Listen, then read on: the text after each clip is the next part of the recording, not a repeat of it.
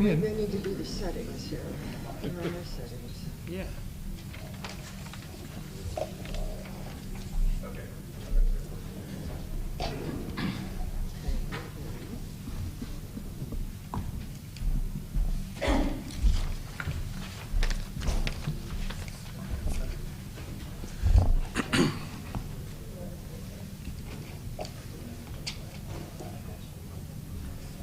Hello, Mr. Weggie. What's up? How you feeling? Good. What? Just kind of curious. Yeah, I don't know. Shit, that's so ominous. You've never said hello to me in my entire life. That's right. What's up? Did you hear the distilled water joke? Is that what it is? That's what it was. Yeah, that was He was, it. he was running to my defense.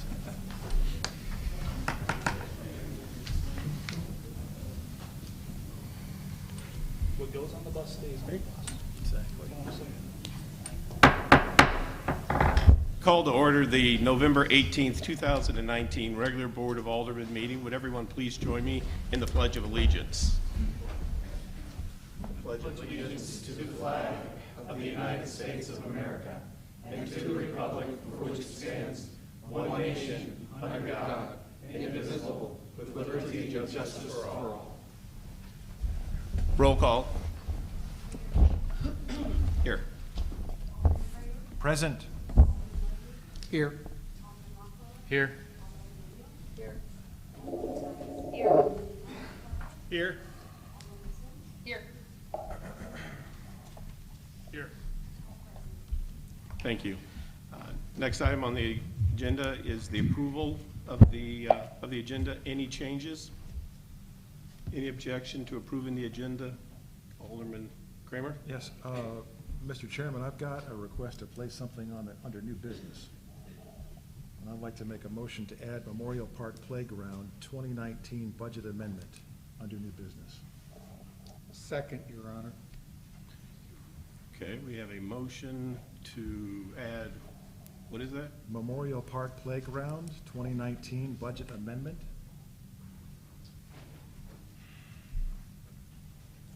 Okay.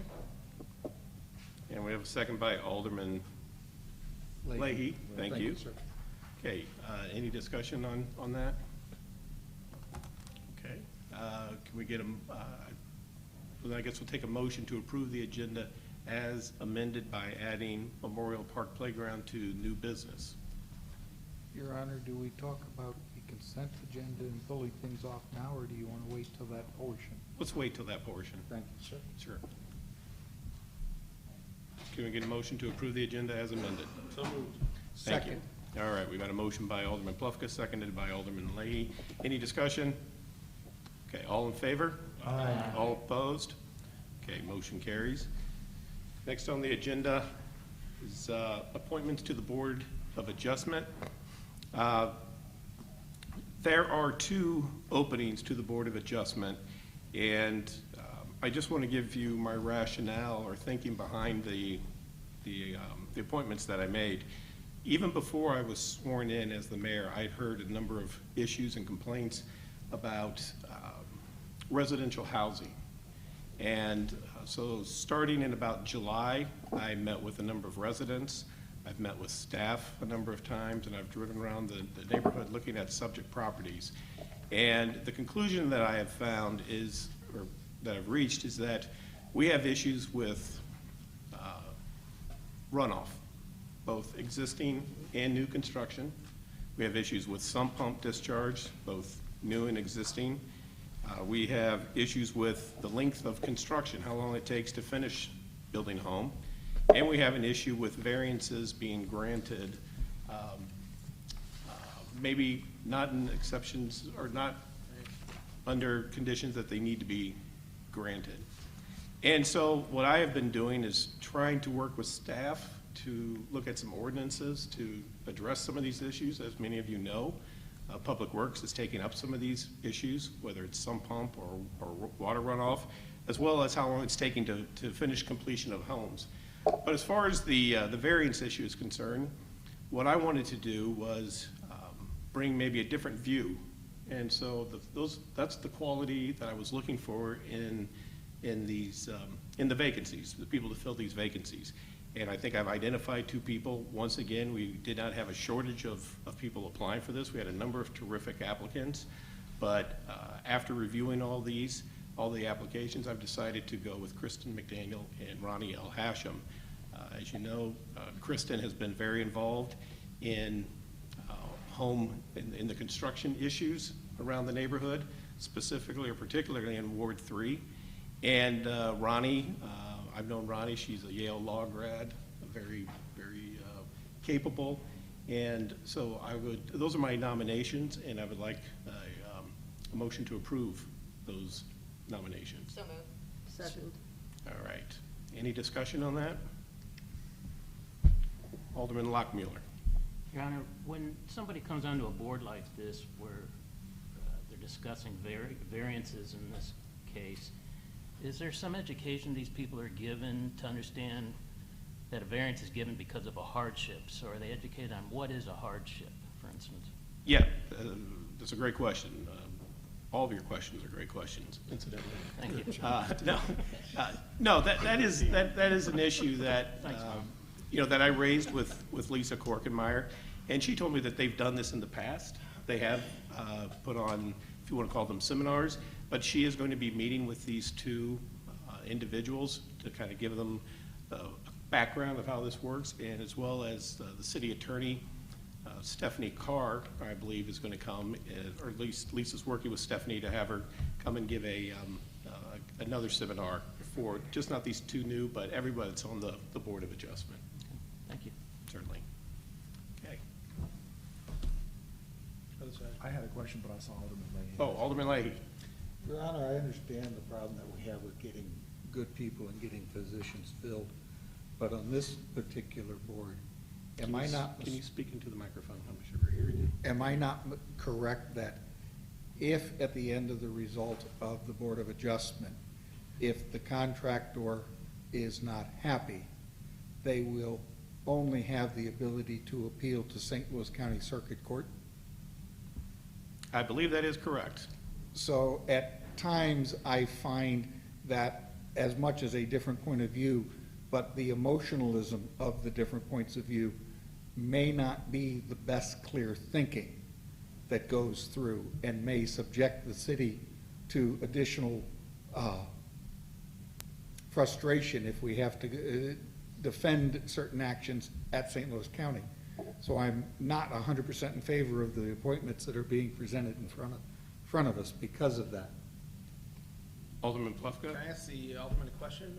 Exactly what characteristic of the 2 In dealing with proposed is it causes you to say that you're concerned about their demeanor, I guess? in dealing with the applicants over a number of years, I find that they're at times more emotional charged and wanting to see things change versus following what's actually in the codes, and that frustrates them.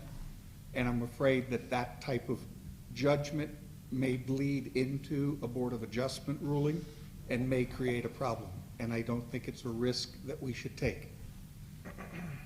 Thank you, Mr. Mayor. Anyone else? Alderman Kramer? Yes, Mr. Chairman, we've got before us this section 400.330, the appointment term removal of members for the Board of Adjustment. And you brought up the topic of home construction and site condition. Are we to consider that topic along with the appointment of these members? Well, I guess I'm confused. No, absolutely not. No, that was just in background. This is strictly about the Board of Adjustment and the variance issue, which I believe, just based on my interviewing with folks and what I've seen around the neighborhoods, it seems to me that there's an issue with that. So, no. Okay, thank you. Anyone else? Okay. So I guess we have a motion to approve. All in favor? Aye. All opposed? Opposed? Abstain. Abstain, okay. So we have 6 in favor, 1 opposed, and 1 abstain. Okay, thank you. Next on the agenda, public hearing, we have none. Item 6, citizen comments. Anybody in the audience care to address the board? Now is the time to do so. You will be given up to 3 minutes. Please state your name and address.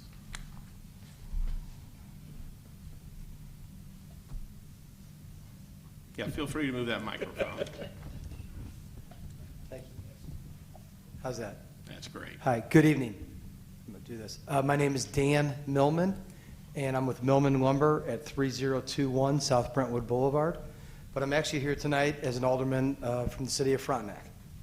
And thank you for your time. I'll try to be brief. I've got some prepared statements, but I'll try to keep it to 3 minutes. So today, Sam Page made the decision to appoint 4 new library board trustees.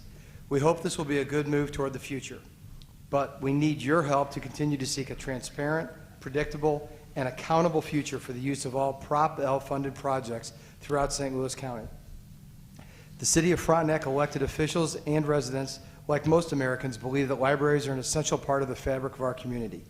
A library and its services in the community are not what the issue in Frontenac is about. We would welcome a typical library branch on the residential property the library purchased at the end of last year. So why should you care about this? After promising to be a good neighbor, the library director and board president maintain that the library is going to do what they believe the Missouri statutes allow them to do anywhere they want in St. Louis County using St. Louis County taxpayer dollars. This is not just a Frontenac issue. The library board is not elected, and they are answering to no one. They have an ongoing flow of Prop L county taxpayer funds to spend with no county or state oversight, no requirement for transparency, and therefore no need to respond to local ordinances, building codes, tree preservation plans, or even common sense business practice. The $32 million project plan in Frontenac is counter to the library's master plan, which does not call for the purchase of any land related to headquarters, much less a land purchase done through a third party worth $6 million without an appraisal to build an 82,000 square foot warehouse and office complex. The library appears to be required to not follow any municipalities' ordinances or building codes, as they have then informed Frontenac and the press. Public safety is not a concern of the library board. Flash flooding related to overbuilding relative to the size of the property, not their concern. An inability to meet setback requirements, not their concern. Adding a significant negative impact to what has been described as the state's most fourth dangerous intersection by volume of accidents, not their concerns. The previous library board of trustees trivialized essential health and safety considerations. They treated their fiduciary duty as well as city ordinances and building codes with disdain. For example, the current headquarter branch, less than a mile away from the proposed site, is about 10,000 square feet under roof as compared to the proposed unbudgeted warehouse office complex at 82,000 square feet. Once they build the new building, they're going to renovate the headquarters for an additional 54,000 square feet at the headquarters site. That means that it's 8 times their current, what they currently use. They're going to end up with 8 times that. The library board is proposing to spend $32 million for a warehouse office complex, which is 23% of the total Prop L budget for administration use. Just to give you an idea, I did the math. There's about 180 employees there. That's about 300 square feet per employee is the math from what we can gather. It also means the mean or average spent on the additional 18 branches so far is $4.8 million. This board of trustees is proposing to spend $32 million in Frontenac plus an additional $18 million in headquarters. $50 million total versus an average spend of $5 million. That's 10 branches that could be built or countless other services that could be used. The legal argument is about the powers bestowed on the library by Missouri statutes. The real question is about what is needed for the library board trustees to do what is right to assure collaboration with local municipalities on all library projects so that municipalities can assure public safety, fiscal accountability, and transparency for the benefit of all residents. The county executive has replaced the 4 out of the 5 library board trustees.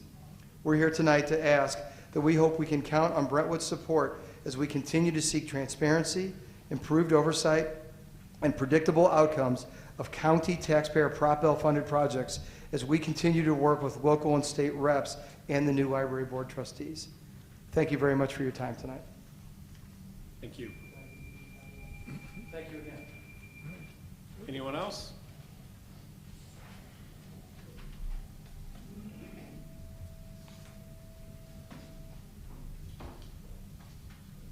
I'm Andy Truss. I live at 2825 Brazil, Brentwood, and I'm here to talk about Bill 6261, which I'm one of the owners of that property, that 8722 Suburban Tracks.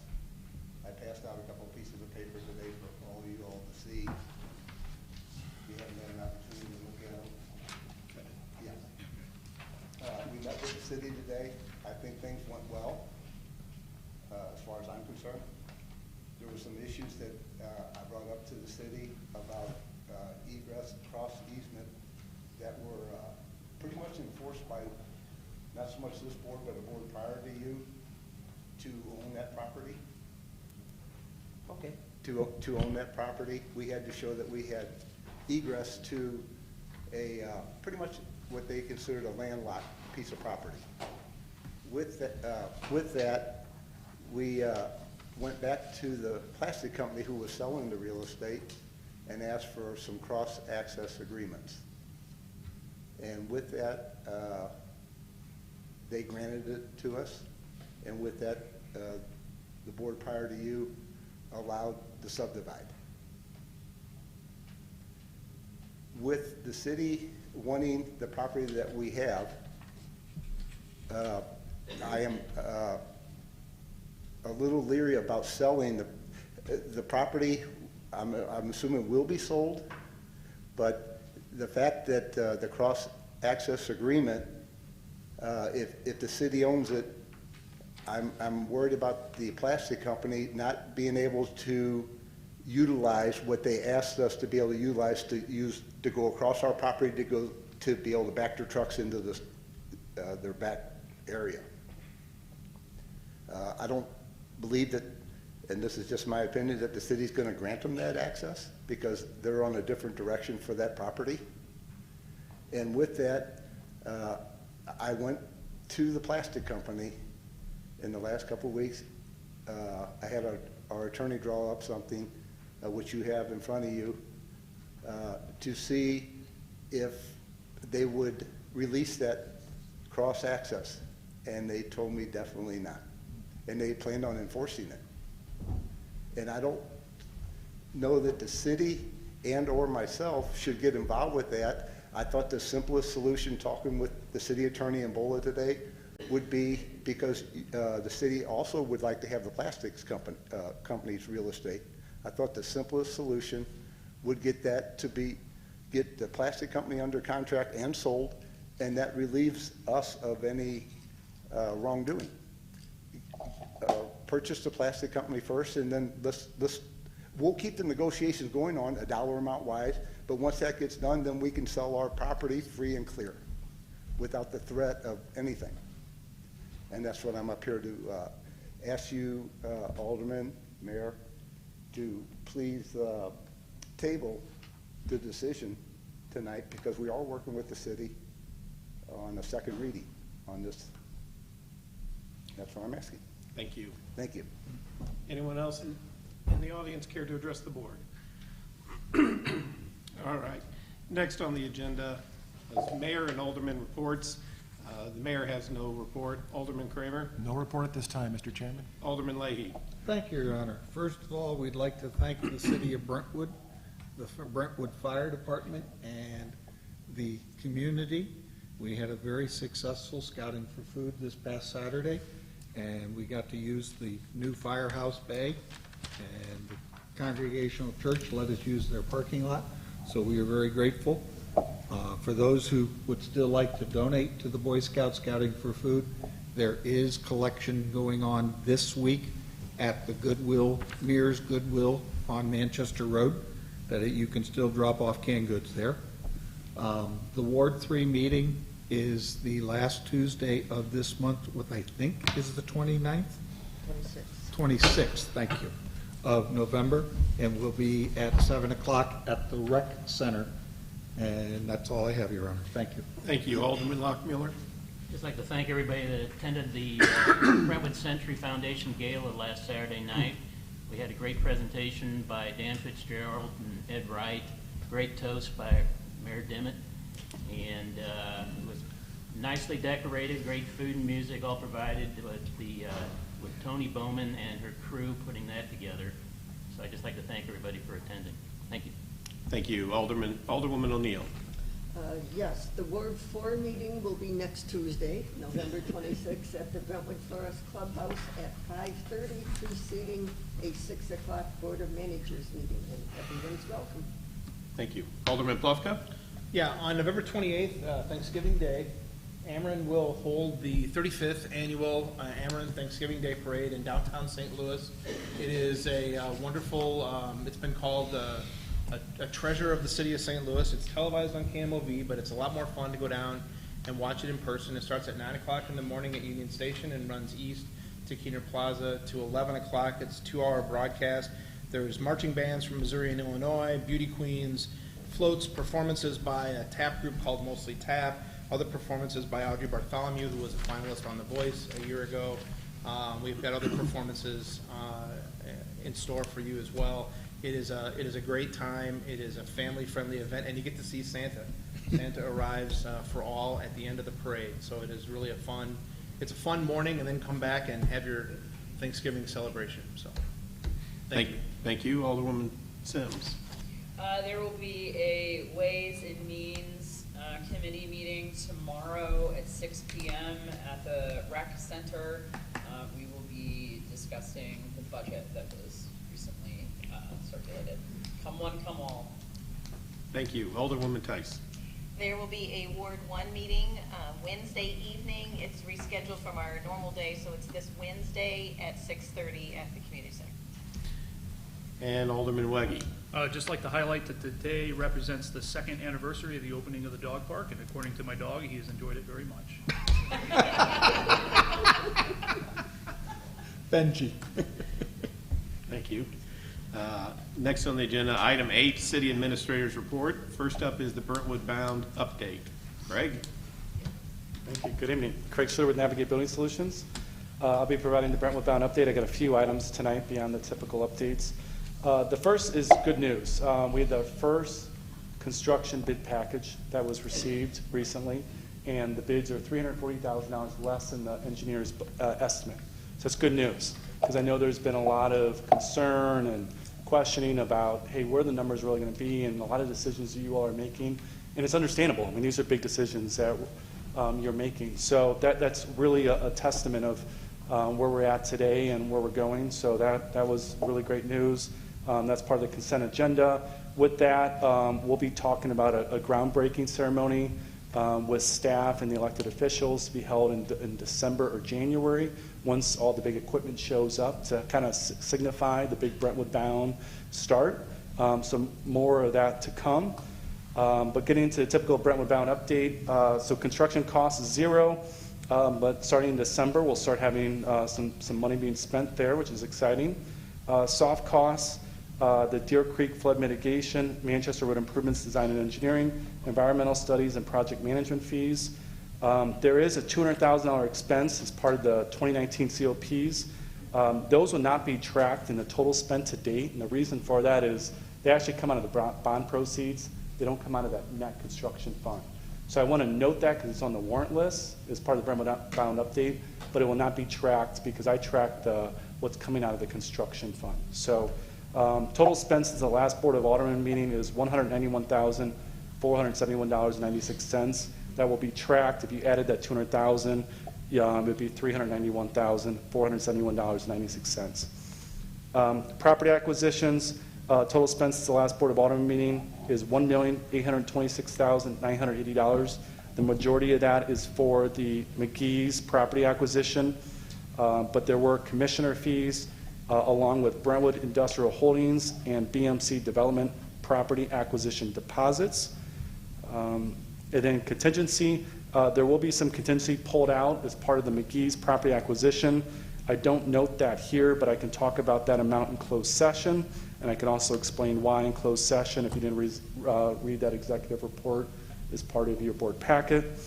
But that's it for the Brentwood Bound update. I also have some other new business items that I'll talk about, but I just didn't know if you guys had any questions about this. Any questions for Craig about the Brentwood Bound update so far? Okay. Okay, another item is the additional park projects. So we talked the last 2 meetings about some of the additional park projects. Stu, along with Eric and Annie, talked about those projects and survey results. I didn't get all the design costs until late Thursday after the board packet was done, and the staff and consultants didn't have enough time to go through all that, so it's too premature to bring all those design costs to you.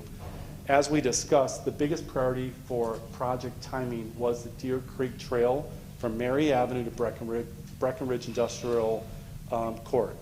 That was the number one requested item for the Brentwood citizens, and that was the most important thing, project to get approved from you all because of some of the construction and design savings that you all could save on based on what I had reported before. So I put together this sheet that you all should have. So I'm going to go through this just really quickly.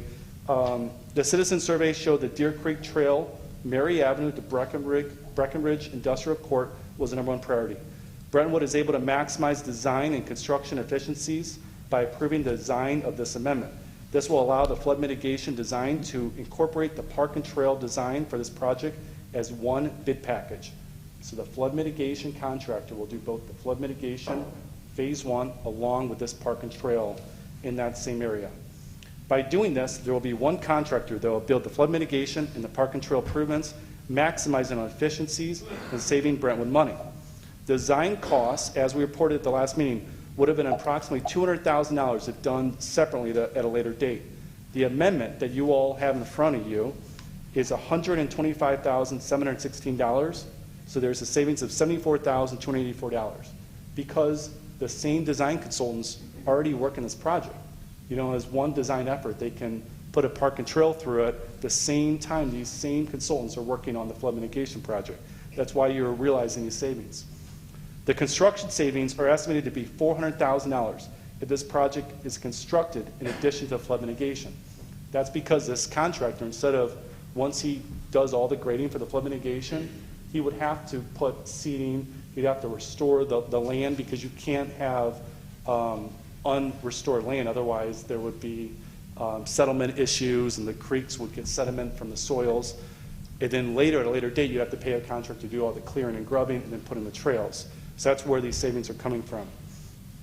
The design of this project will be 4 months, which will mean that the design will finish with the flood mitigation design in March of 2020. The project will be bid out in spring of 2020, and the park and trail component will be listed as an alternate. So as we've spoken about before, you're just approving this design. It's $125,000. At a later date, we'll bring the bids to you. That park and trail will be an alternate. You all will have the authority to say, hey, we want to approve that or not, in addition to the flood mitigation project. So right now, you're just approving those design costs. So we're excited about that. The reason why this is important tonight is because those savings are because of the design and construction efficiencies as one package. And if we don't do this now, it takes 4 months for them to design. It'll delay the flood mitigation, or you'll have to do that park and trail improvements at a later date, which will not allow you to realize these savings. So that's why. So you guys all have an amendment in front of you. I believe that's part of the consent agenda. So I just wanted to kind of debrief you on that because we've been talking about that a lot. Okay. So does that mean we do a vote? Okay, we pause. Okay. Does that mean what? I'm sorry. It's that we pause, so it's a standalone item on the city administrator report for us to provide an update on the Brentwood Mountain Parks and Trail Survey results. So after Craig Schluter's presentation, then we put that to the board to have a discussion and or vote. Okay. Okay. Do you want me to do my next update on CPP or just pause? Okay.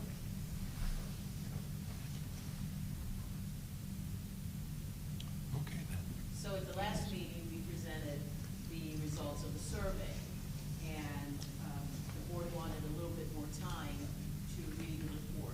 So we'll come back tonight, and instead of asking the board for a vote on the 4 options that were recommended, we're asking the board to vote on the initial option, and then we'll bring the other recommendations at another meeting for you to continue that discussion. So what Craig presented was the amendment 4 that would allow the trail, Mary Avenue to Breckenridge Industrial Court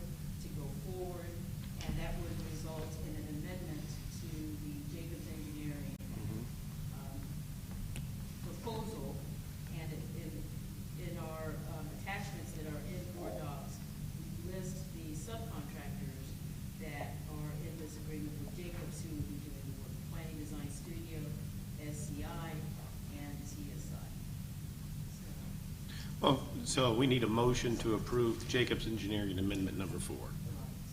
Can we get that motion? moved. Second. Got a motion by Alderman Lockmiller, seconded by Alderwoman Sims. Your Honor, if I may, Yes, Alderman Leahy. I'm under the understanding that what you're trying to do is in the consent agenda section? It is not. It is, okay, I read it differently then. There are 7 items in the consent, and that is not one of them. Okay, thank you. I was confused. Okay, no worries. Alderman Kramer. Mr. Chairman, do we need to specify the dollar amount for this amendment? Well, I think it's set out in the amendment number 4, isn't it? It is. 125,000 something? $716. You're absolutely right. Okay. So I think if the motion is approved, then it would be referencing amendment number 4, which is $125,716. Your Honor, may I question? Of Craig? course. Thank you. Craig, 2 weeks ago, we talked about this. Your estimate was $2 million to put this section of the trail in. And I questioned why this part cost $2 million if I can do from Hanley Road all the way up to the west end of Brentwood's arrangement. And you were going to work and see what the cost and how it worked out.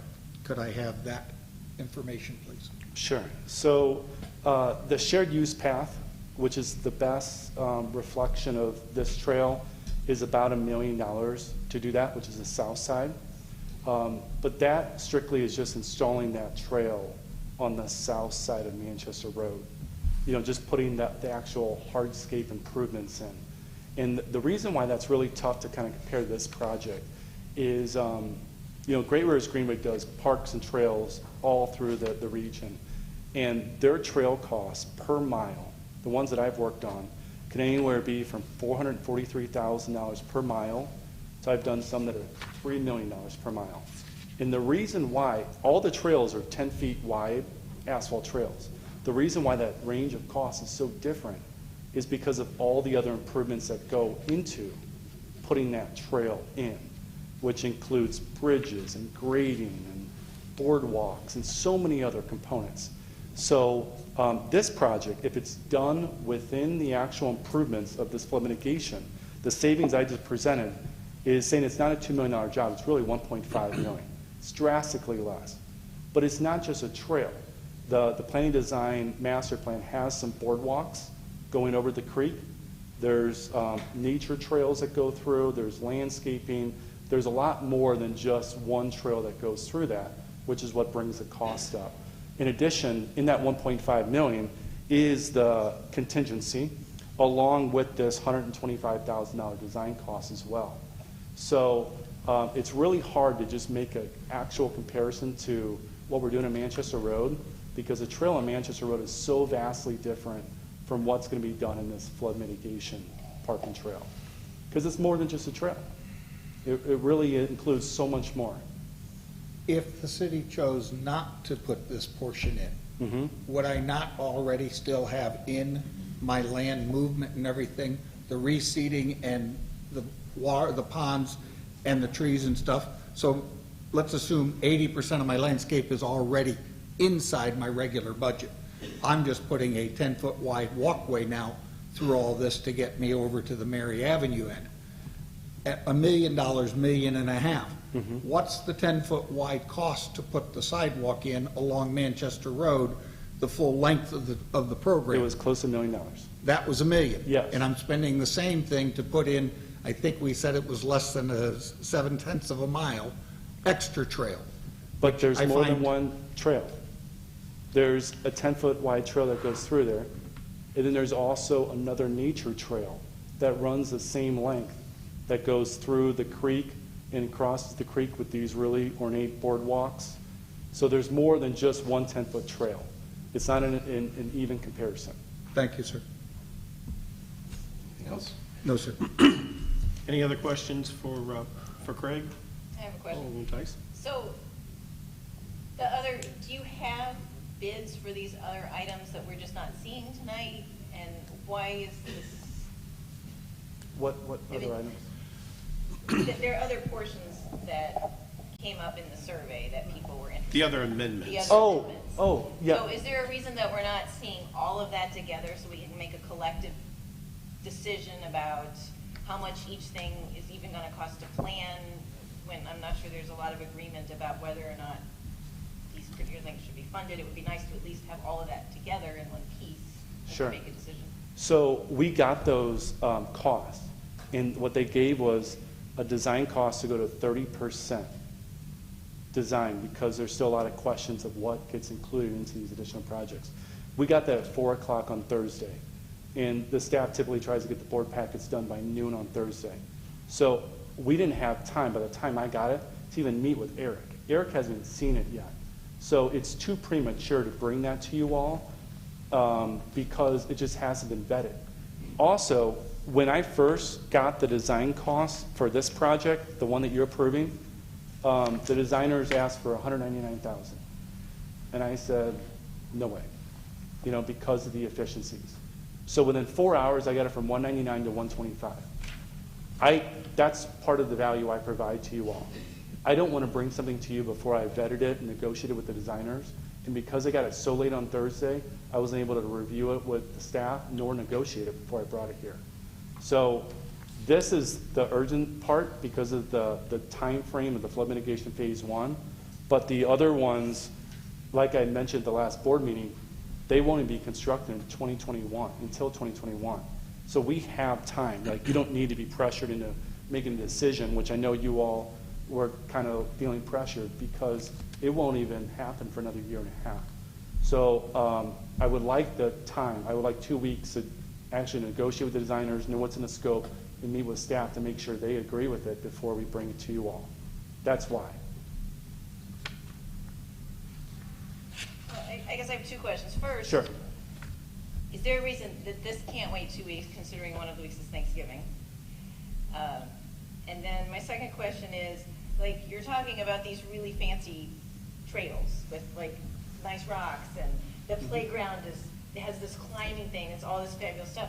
So who's picking that? Is it just the consultants deciding what's going to be there? And I know some stuff has gone to the community, but it's already been planned, and it's like, this comes to the, oh yeah, that playground looks great, but it's already been designed by someone else. So at what point does the city have input which might impact the cost of this? And that's part of the vetting process that we haven't done yet on the costs we received Thursday at 4. The initial thought was that you all may like to pay for the design up to 30%, not pay for it all. And that way, at 30%, the design isn't so far along that you can't make changes. So at 30%, it all gets presented to you all. Using your playground and Fancy Rock example, the design goes to you all. And you say, at 30%, we either want changes, or let's just not do this project. It doesn't make sense. But you aren't investing, I think the numbers that were thrown around at the last meeting, if you did 10% of the overall project cost was like $1 million. You're not approving $1 million, you're approving hundreds of thousands before going to that next step of design to allow you input and allow you to make decisions, whether you even want a job or whether you want design changes done. So that was the thought process. And that's what we hope to bring back to you in December 2nd, to answer your second question. The first question about why this is important is because in order to not delay the flood mitigation project and to maximize savings, this needs to be designed and bid with that project. And Planning Design Studio Jacobs needs 4 months. We have a design meeting planned with them Thursday of this week, so in 3 days, to kick off this potential project that you all may approve. So I mean, we're going to hit the ground running because every day counts to make this a reality to maximize the savings. If the savings were not relevant or were not there, it wouldn't be a priority. We could wait. But there are tangible, close to $500,000 in savings of this, which is why. And the thought process, and this could be incorrect, was this project you can fully design for $125,000 and still make the decision if you want to do it later. These other projects, like we presented, are millions and millions of dollars of construction costs. They're substantially larger. The design costs will be larger. So this, while there are real savings and construction savings, it's kind of like low-hanging fruit for the cost is so much more minimal compared to the other ones. That was the thought process. If I may, Please. there was a question that Alderman Tice asked about who does the designing and who determines the type of playground equipment that goes into the park. And I think Eric, if he's recognized, can answer that question because we've done a lot of park improvements where new playground equipment have been installed in these parks. I think maybe this summer there was one at Brentwood Park. So Eric could talk about that process if we think it's important. Yeah, that makes sense, it's fine. No, that's, okay. Now, Craig, just for clarification purposes, this $125,000, is that for 100% design or is that Yes. 30% design? For this project, it's 100% design. Okay. And you had mentioned earlier that originally, I think it was PDS, estimated it was going to be 199,000, and then you got it down to 125. Correct. At the Now- last board meeting, they said their design costs were 10% of $2,200,000. I got a change order on Wednesday of $199,000. And I stopped and said, there's no way I'm bringing this forward. They came back with this change order of 125. Okay. And that's because, is that down to 125 because of something that you did, or is it 125 because it is, it's the efficiencies, the economies of scale that this is being done at the same time? I would say I was able to negotiate, Okay. but the reality of the design efficiencies allowed them to drop the price and agree with my negotiation. Okay. If I didn't push back, it would have come to you as $199,000 change order. And that was PDS? In Jacobs. Yeah, Jacobs is the prime. Okay. PDS is below. Okay. So they bring the change order. Jacobs, it's always going to be a Jacobs contract, but Planning Design Studio is the architect there. And this 125,000 would not be paid out of the COPs, right? That's not part of the 70, this is not part of the $79 No, million project. it would come out of the grant funds. You're absolutely Okay. right. Yes. Did you have your hand up? No, sir, I did not. Okay, Alderman Waggy. So Craig, I think you said it, but just to clarify, so the $200,000 estimate was Andy saying that it's 10% of the total cost? Yes. So that's where that estimate came from? Yep. Like right off, and then amazing that their bid hit it. Yes. 0.001%. Yep. A few dollars short to just show, So my understanding, and I'm going back, and we don't have the minutes out from last week, but that we were gonna go back and get a better understanding of how much the design cost was gonna be for all of the different activities that were here. Mhm. Is that assuming that PDS is doing it under the auspices of Jacobs, or would that be Yes. going out for bid to get all that design work done? The original intent is it would be Jacobs with the prime engineer, with PDS as the landscape architect underneath them. And remind me why we would do that and not go out for bid for an $800,000 design package? The thought process is that they have been the Brentwood landscape architect even before Brentwood Bound, coming up with the master plan. And then we went through an RFQ process following state statute, a few years ago before hiring Jacobs. Jacobs Planning Design Studio were the chosen team. For through- Brentwood Bound, for the current scope of work? Correct. Doesn't this seem like this is outside of that scope of work? Well, it was to come up with an overall master plan for Brentwood Bound, and that included these additional projects. So I would say it still falls into that overall scope of work. So that's the intent. If the board had an objection to that, I'd say we couldn't do something different. I would say I'm very uncomfortable with this. So we're talking about 126,000, which I appreciate your negotiation skill, but that makes me even more uncomfortable about it, that it's just moving around like that. I don't understand the urgency. I don't disagree with your logic of an economy of scale, but I feel like we're going outside of our own procurement and our own bid specs here by doing this. And I would, not just this, but I believe we should go out for bid on all the designs. I view that as above scope of the current Brentwood Bound project. This is additional monies that we're getting for it. I think this is a different deal, and just because we're using somebody for an estimate of $800,000 of design work, that is worthy of a bid, in my opinion. Anyone else?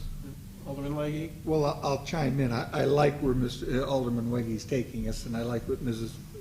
Parker Tice brought forward.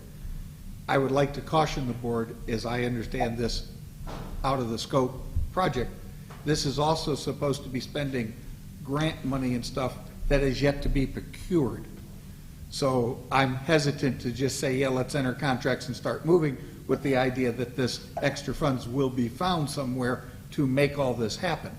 I too do not see the whole urgency of rushing through it right now and waiting and pulling together this as a fully defined project. I think is the more cautious and right way to proceed.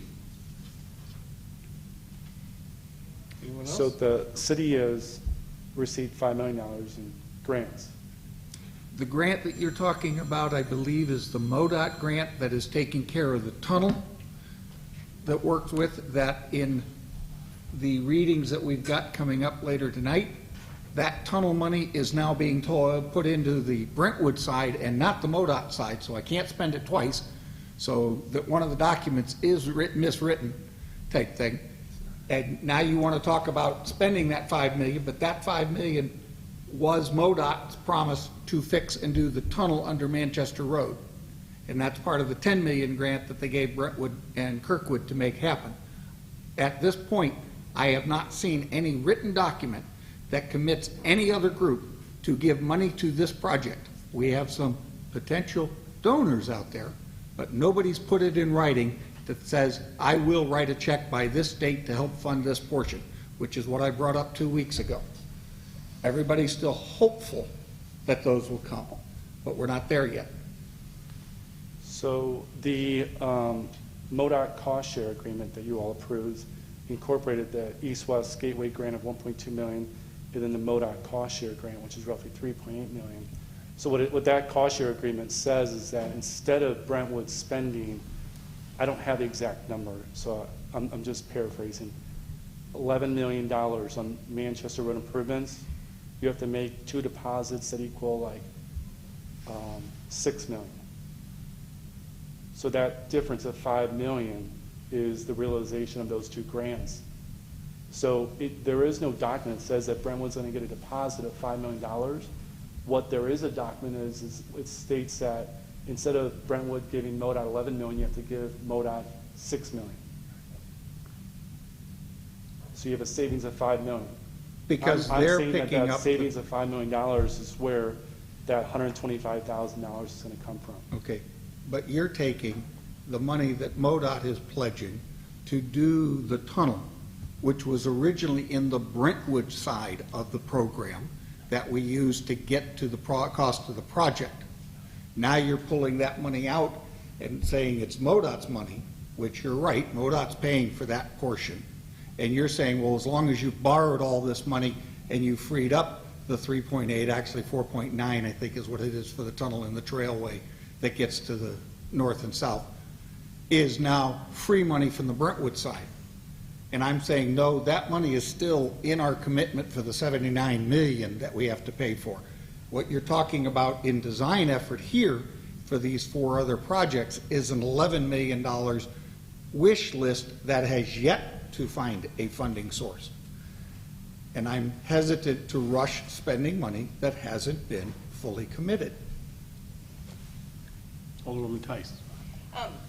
So I really look forward to the Ways and Means discussion where we get a much more detailed budget for this project, because I think in order to make good decisions, we as a Board of Aldermen need numbers and budgets so that we can understand how the money's flowing in and how it will flow out. And I think a lot of the questions that have come up tonight are because we're getting a grant, it frees up other money, how does that work? And if we could, I look forward to working on that through Ways and Means so that when we have these discussions in the future, we'll at least have financial information to help us make decisions. Anything else? Okay, I guess roll call, please, Shelley. Do we have a motion? I thought we had a motion. You have a motion was and a made by second. Alderman Plufka. Motion and a second, Yeah, you seconded it? No. I second. You seconded it. Now I sound like Alderman Lee. Imitation is the greatest form of Okay. flattery. Thank It you. doesn't matter. It doesn't matter. Just that left The side. motion has been made. Chris over here. The motion has been made with the second. Can we get a roll call, please? That's correct. You are correct. No. No. Yes. Yes. No. Yes.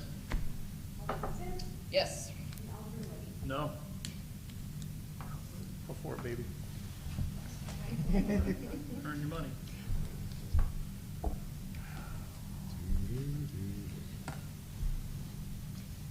Somebody does motion to table.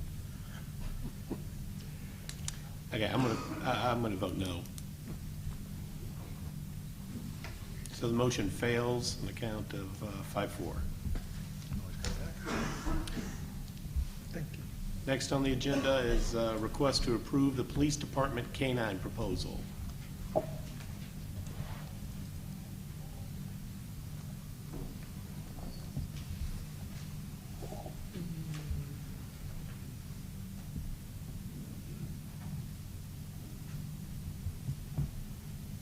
Good evening. We have a proposal on the agenda regarding a K-9 program. This has been kicked around for a couple of years since shortly after I got here in Brentwood. And it was resurrected recently by Alderwoman O'Neill a few months ago, made a request for consideration of a K-9 program. Major Hawkins created a memo and passed it through the city administrator. It went to committee. And during the committee review of the program, it was requested that we not spend any city funding on the program. However, they supported it and pushed it forward to the board for consideration. And that's what's on the agenda for you tonight. Any questions? Alderman Leahy? Thank you, sir. Chief, help educate me. Yes, sir. The dog that we're looking at potentially bringing onto the department, its specialty in training would be to do what? So this dog would be dual trained. It would not be attack dog style police dog, but it would be capable of tracking people. So think lost children, an older adult with Alzheimer's, a suspect that would bail out of a stolen car. Those are applications of a tracking process that it would be trained to do. And then it would also be trained in locating drugs. Okay. With the state of Missouri legalizing the cannabis arrangement starting, I believe, in January of next year to work with, is that going to create a problem with the dog training for drugs, since that prevalence of odor and stuff will be there to have to be sorted through? Yeah, that's a good question. They will not be trained for marijuana, cocaine, methamphetamine, and heroin. In order to keep this animal sharp in its trained duties, what do you foresee as a exercise program for this animal for the year? Did you hit on that? Alderman, the training program for any K-9, and it's pretty standard locally for any department that has a K-9, is at least 1 8-hour training day a week for the dog and the handler at no cost. It's a local group that gets together. Various groups across the state do it. So Kirkwood, ourselves, St. Louis County would typically probably be the group that we would train with, and it's a weekly event. So we wouldn't be walking the dog through the Brentwood school systems and stuff to check lockers and things like that for helping educate the dog in this environment. You'd be doing it within a group training. Correct. That would be a controlled training environment. But we wouldn't be doing that to go after. We would take it through the schools, but only to let the kids see it and things of that nature. In your proposal, you're asking for a citizens engagement committee to raise potentially $75,000 in funds. In your proposal, you have a 3.5-hour overtime pay for the dog handler to take the dog home at night so that it continues being taken care of correctly and stuff. Is that 3.5-hour overtime per week in the $75,000, or is that something that will be in the city budget? Well, it could either be overtime or comp time, and in this scenario it would be comp time, which is approved through federal law. So K-9 officers can be approved for comp time, which obviously isn't costing us money for overtime. So it's not in your $75,000, let's go raise some funds to make this happen? Correct. Do we have a K-9 corps or anything in the surrounding communities of Brentwood? Webster Groves has a dog, Eureka has a dog, County has a dog, City's got several dogs. Kirkwood, Ellisville. And then there's at least 3 cities across the river that have them, St. Charles City. In the past 3 years, here in the city of Brentwood, have we asked any of the mutual aid groups to come in and bring their dog with them to help us with any type of crime issues here in Brentwood? Trying to remember a specific incident if that That's happened. 8 years. Three. Not that I'm aware of. Okay. I actually, Alderman, I requested a K-9 once when we had a theft and an abandoned vehicle. That was shortly after I got here last year. I'd have to do some research to see what that exact event was. The K-9 handler would have been coming from Florissant, so it was gonna take too long, and I ended up canceling it. Thank you. Yes, sir. Alderwoman Dice? So what would the officer who would be assigned to the dog be doing if we didn't have a dog? He's going to be on patrol. He will be a patrol officer either way. So he will be on patrol. If he gets a dog, he'll just have his normal shifts and then respond, as needed and do some, one of the things that we're making this request for is the community public relations piece. So we will Angie will build in a program for him for school visits, retail visits. The Brentwood Days is an example where we deploy the dog, things like that. Anyone else? Question. Alderman O'Neill? Thank you. If there had been a dog available last week with the incident with the man hiding under the car, would that have shortened your work time to have that? Yes, ma'am. dog? Also would have made it less dangerous. That guy was hiding under a car in a pile of leaves. I'm surprised the officers actually found him, but the dog would have found him. Can I get a motion to approve the proposed development plan for Brentwood Police K-9 program? So moved. Second. Okay, we've got a motion by someone over there and seconded by Alderwoman O'Neill. Any further discussion? Be here all night. As a city employee, the dog would be given free membership in the dog park, I assume? Okay, can we? What's your dog doing, sir? We might use your dog. He is dog. Shelley, can we get a roll call? Yes.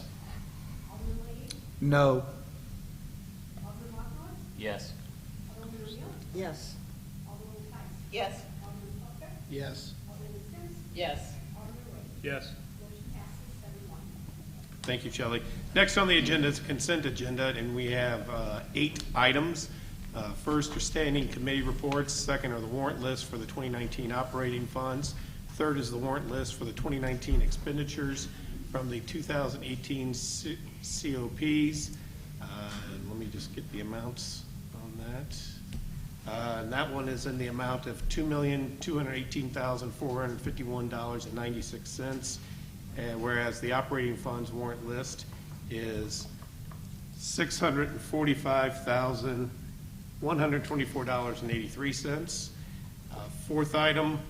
Third item is minutes of the October 21st, 2019 meeting.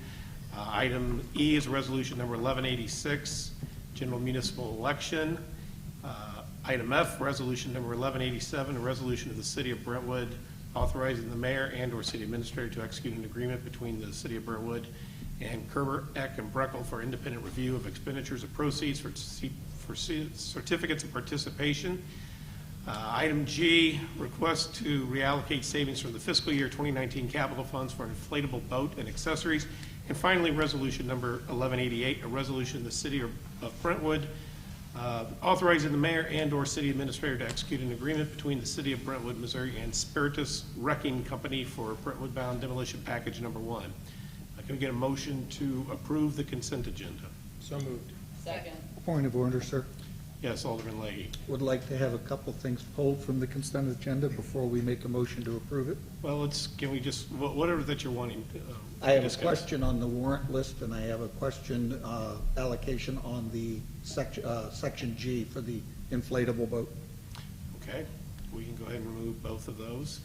So, I guess, do we have a, I'll make another motion. Thank to you. approve the consent agenda minus which warrant list? is it B, the operating? Or? The operating funds, the two police cars are listed twice.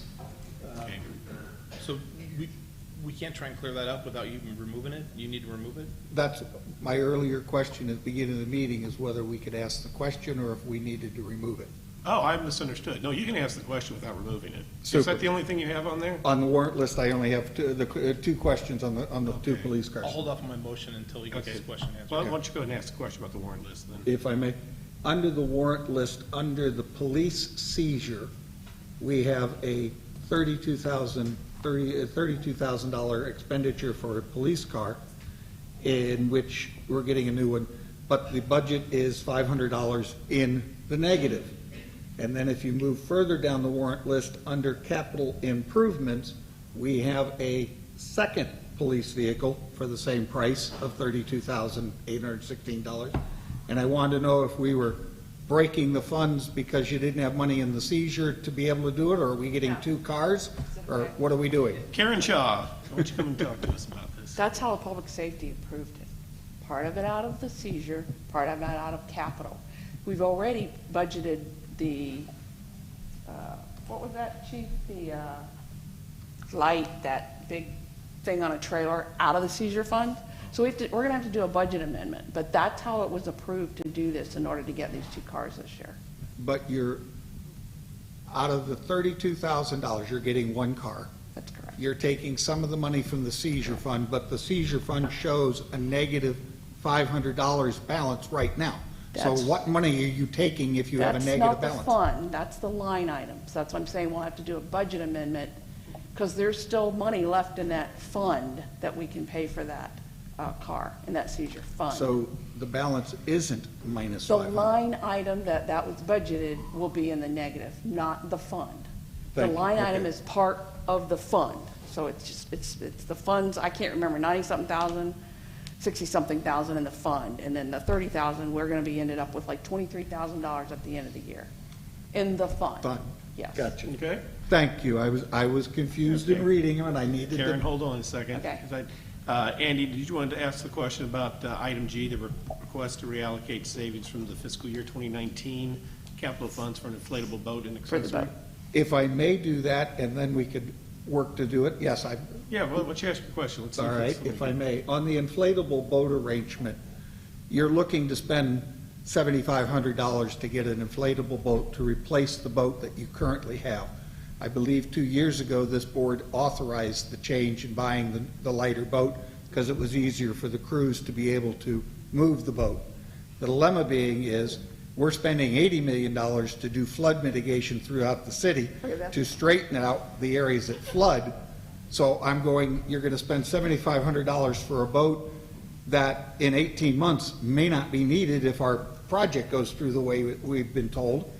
And I'm looking at an additional cost to get the motor that will fit this new inflatable boat and a trailer to fit the inflatable boat. So I'm questioning why we can't limp along for another 18 months with the boat we have and then not need it at all. Okay. Chief, you want to try and Okay, address that? so, first of all, we're talking about $5,700, not $7,500, just to be clear. Okay.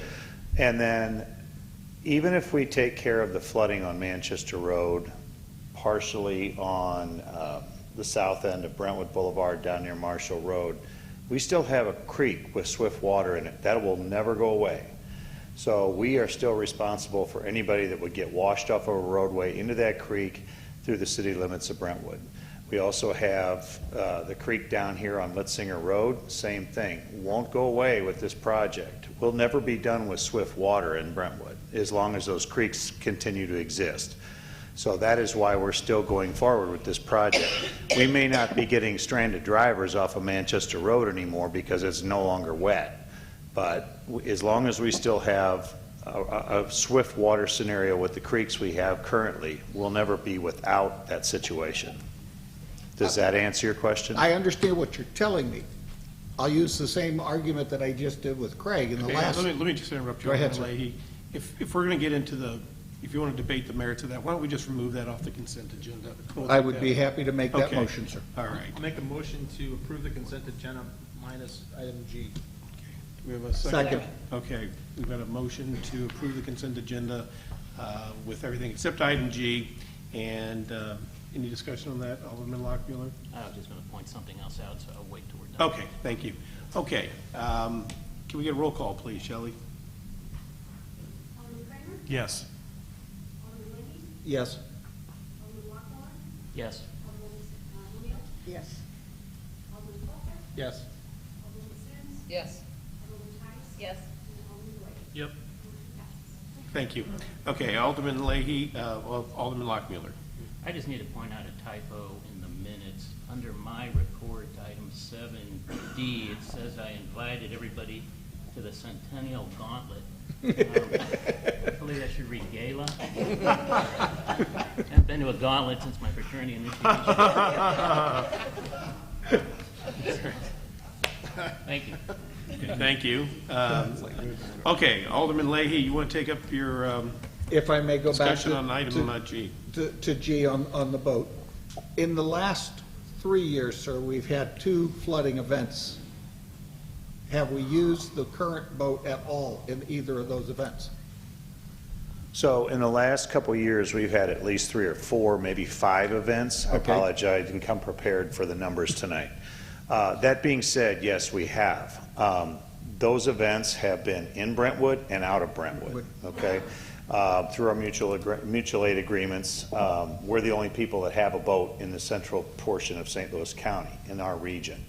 The reason I would never want to get rid of having that boat resource is because we don't have anybody else to turn to within very close proximity. As I said earlier, if we get a car or a human swept off of Brentwood Boulevard down near Marshall Road or on that new trail that's down there, they don't get word that there is a flash flood coming. This is also an issue in the Brentwood Bound project.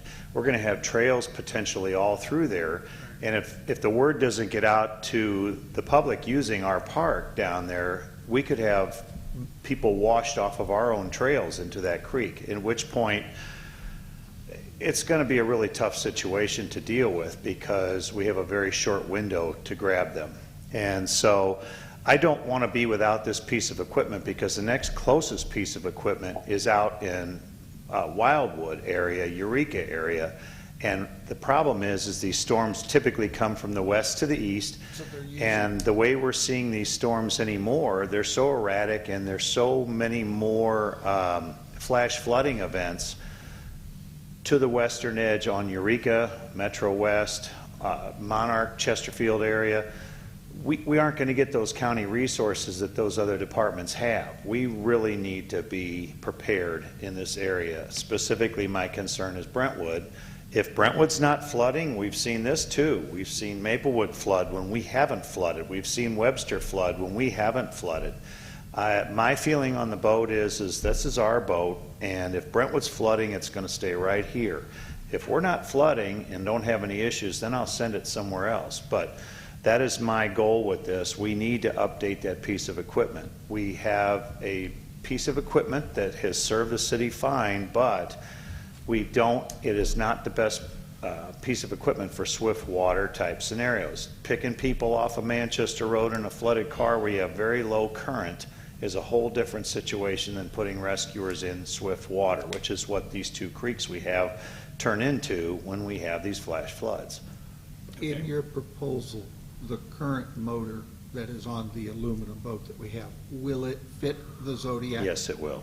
So no, I'm sorry. Not everything we have today goes away. Goes away. So you will be coming in the 2020 budget asking for So a motor and a trailer? we were going to do everything in the 2020 capital. It was suggested to me by Karen and Bull at our budget meeting that do we have any savings that would cover the cost of something on that boat, motor, and trailer package? Ronnie and I went back, we looked at our budget, we found some money left over from the floor. It was suggested that we try to purchase one of those 3 things to lessen our impact on the 2020 capital budget, okay? So that is the purpose of why we're doing this. The motor that we currently have has an exposed propeller. It is the wrong style of motor for this type of work. The new motor and trailer that we need, if it's approved in the budget this year for next, then we'll purchase a motor that has a propeller, but it's fully encased, so you could be, rub right up against it and nobody's going to get hurt by it. An air jet wouldn't work for this type of jet boats are not recommended because they pick up too much debris in the flood water. Thank you, sir. Thank you, Your Honor. Okay, thank you. Can we get a motion to approve the request to reallocate savings from the fiscal year 2019 capital funds for inflatable boat and accessories? So moved. Second. Okay, got a motion by Alderwoman O'Neill, seconded by Alderman Lockmuller. Any further discussion? Roll call. Yes. I will vote yes. Yes. Yes. Yes. Yes. Yes. Yes. Thank you, Shelley. Next on the agenda, old business, bill number 6261. Did we pass the consent agenda? Yes, we did. We passed the consent agenda. Yes, we Yeah, did. Can we go back for a moment? There's a spelling correction. Sure.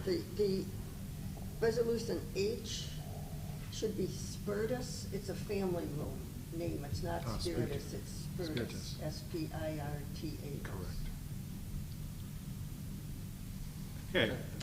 Thank you. Bill number 6261, can we get a second reading by title only, please? Your Honor, point of order. Yes? At this point, I have to recuse myself from this bill. Sure. Thank you. Yes, sir.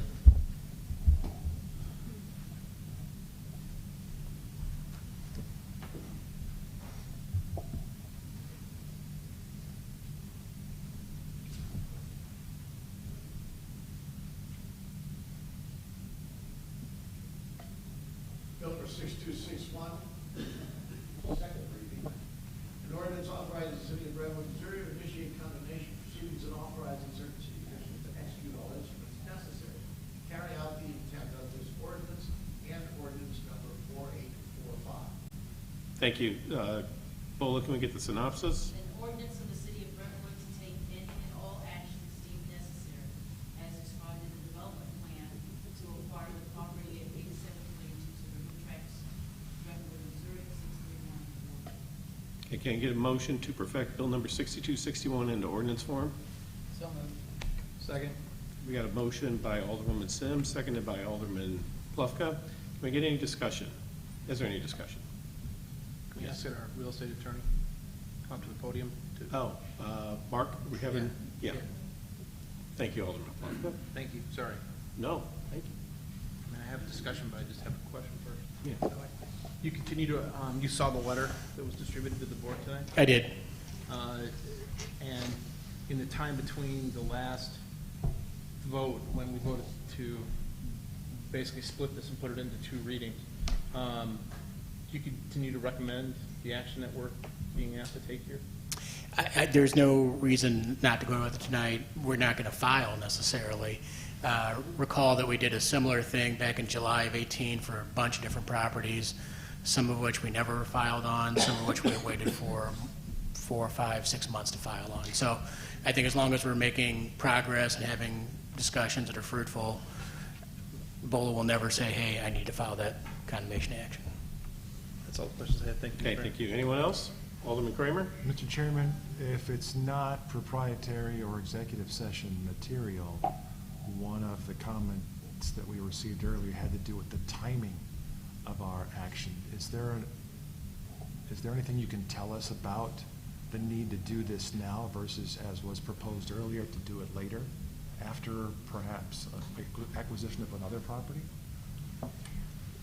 I don't see that this property is necessarily connected to any other property, and I can talk about it in closed session more if you'd like. Okay. But again, I don't think there's anything that we would want to wait for necessarily. It's up to you, obviously. We don't have to pass this tonight. We're not going to file a condemnation action tomorrow by any means. Okay. But this just provides the authority to the court that the board did decide to file a condemnation action and authorize us to do so. This is not the actual instruction to file, per se. So that's something that we could talk about later on before we would ever get to the point of actually filing. Thank you. Anyone else? Okay. Roll call, please, Shelley. No.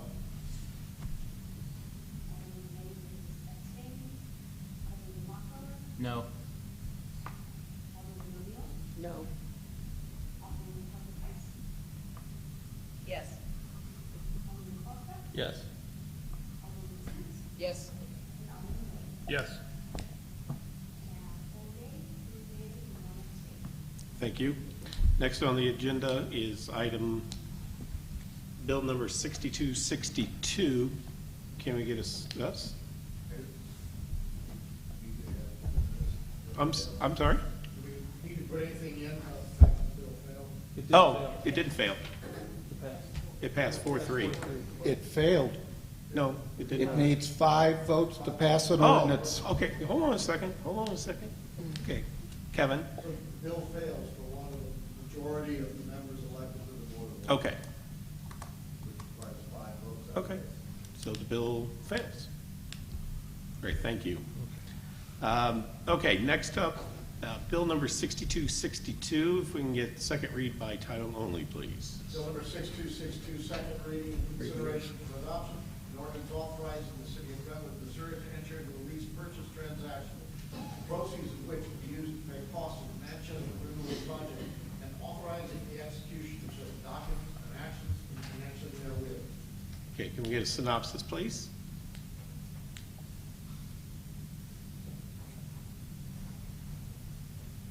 The city of Brentwood, Missouri desires to authorize the delivery of 2019 series for participation in the amount of $40,400,000 to construct the Manchester Renewal Project, otherwise known as Brentwood Manor. Great, can we get a motion to perfect bill number 6262 into ordinance form?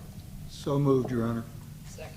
All right, and do we want Bola, do we want Jim or Mark to speak on this? So Jim will start and then. Okay, thank you. Good evening, everybody. Jim Leahy, Stiefel Nicholas. 2 weeks ago, we met and we talked about the issuance of this debt. And the next day, we printed the offering document. I just want to take you through the process a little bit, how we got to today. Printed the offering document. So what we've been doing the last 2 weeks is using our sales force to present the bonds to the marketplace. And it's certificates. And we've been doing that. We're calling on institutions, banks, funds, and individuals to get their interest on these bonds. Last week, we had a conference call with Bola and Karen to kind of review how that was going. And they asked a number of good questions. That was last Friday. And this morning, we actually had a pricing call where our underwriter, the individual, Mark Schemleffer is his name, who coordinates the sale on behalf of Stiefel, on your behalf, to see where we are. And then this morning, we actually had a formal order period, where we actually take orders from all of our salesmen and on these certificates. So what we've been talking about with you prior to today has been what we thought would be the results. Now I actually have the results, and I'm really pleased to share with you what happened, what transpired. So we had a great response. We have orders for virtually all of the maturities. We pushed the interest rates, and I'll go through all of this with you in a minute, and you certainly ask me questions. But where we are is this. I'm going to go through all of it. So the par amount, the total amount of certificates is $41,770,000. $41,770,000. Now you might wonder, I'm going to do some comparisons as I go through this. You might wonder, well, last time you met it was $40,840,000. Why is it more? It would be a logical question that you would ask. It's because, as you will recall me, not only at the last meeting, but previous meetings that we've had, when you sell bonds or certificates, you sell them either at a premium, where somebody pays more than the face value. In other words, rather than pay $1 for a dollar, they pay $1.05, $1.10.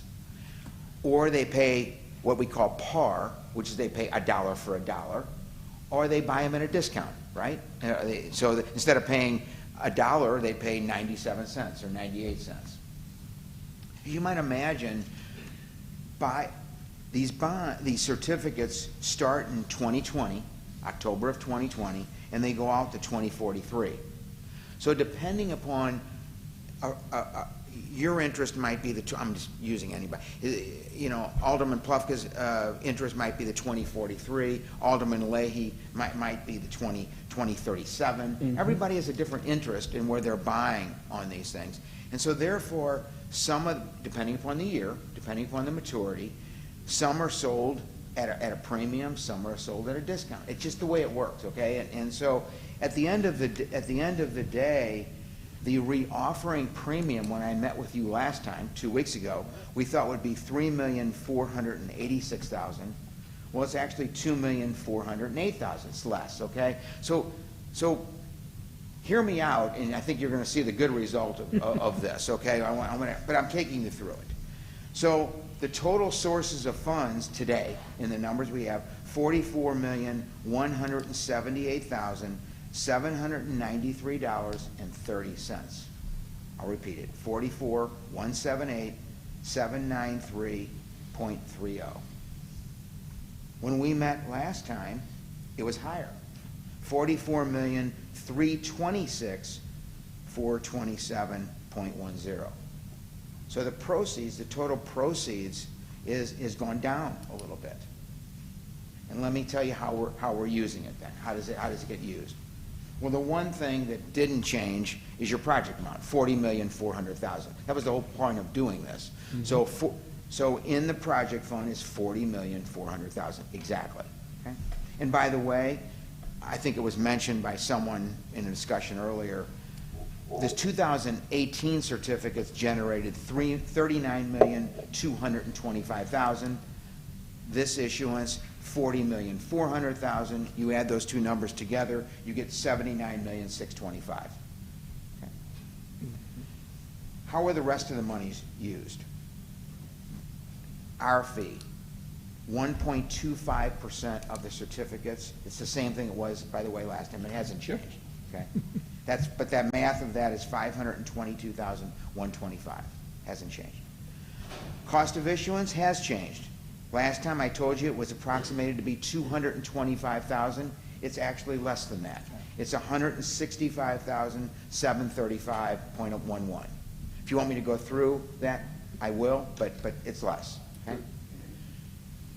We have in these types of issuance, you have a reserve fund. So the reserve fund is $2,574,850. That's less than we had last time. Yeah. Capitalized interest. So what that is, in this issuance, we're providing for the first payment date, which is May of next year. And we talked about that last time, but I just want to mention it again so there's no, it's April. I said May, I'm sorry. It's April. The payment dates are April and October. So the new tax goes into effect January 1. You don't get the money on January 2nd. People shop, and there's sales tax that's generated. There's a lag in when you receive it.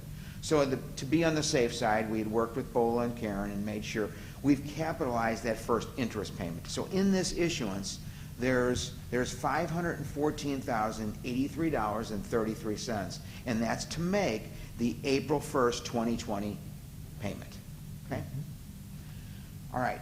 Then we have I mentioned the project fund, and then the only other number that I haven't mentioned is just a rounding amount. It's $1,999,086.